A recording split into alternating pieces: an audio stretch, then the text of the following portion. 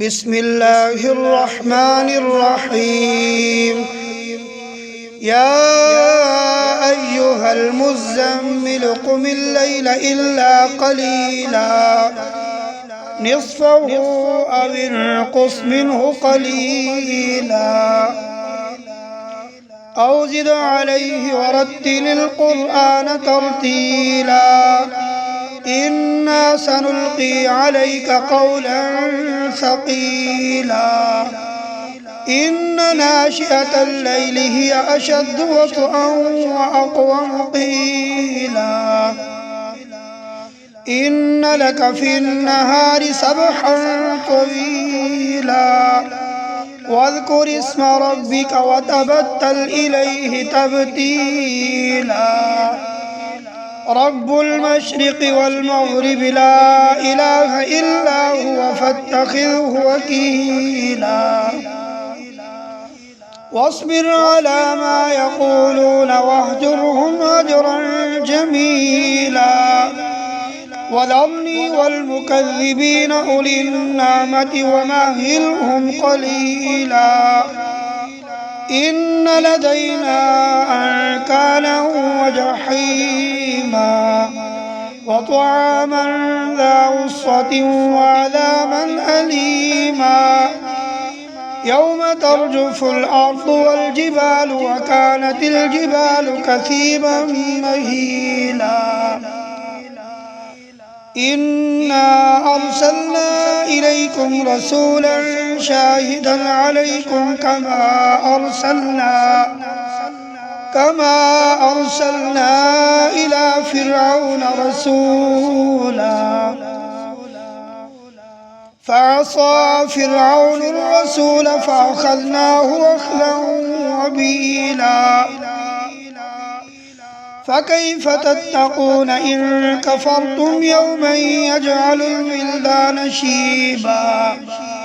السماء منفطر به كان وعده مفعولا إن هذه تذكرة فمن شاء اتخذ إلى ربه سبيلا إن ربك يعلم أنك تقوم أدنى من ثلثي الليل ونصفه وثلثه وطائفة من الذين معك والله يقدر الليل والنهار علم أن لن تحصوه فتاب عليكم فاقرؤوا ما تيسر من القرآن علم أن سيكون منكم مرضى وآخرون يضربون في الأرض يبتغون من فضل الله وآخرون يقاتلون في سبيل الله فاقرؤوا ما تيسر منه وأقيموا الصلاة وآتوا الزكاة وأقرضوا الله قرضا حسنا وما تقدموا لأنفسكم من خير تجدوه عند الله هو خيرا وأعظم أجرا واستغفروا الله إن الله غفور رحيم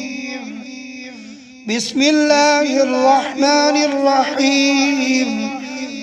قل يا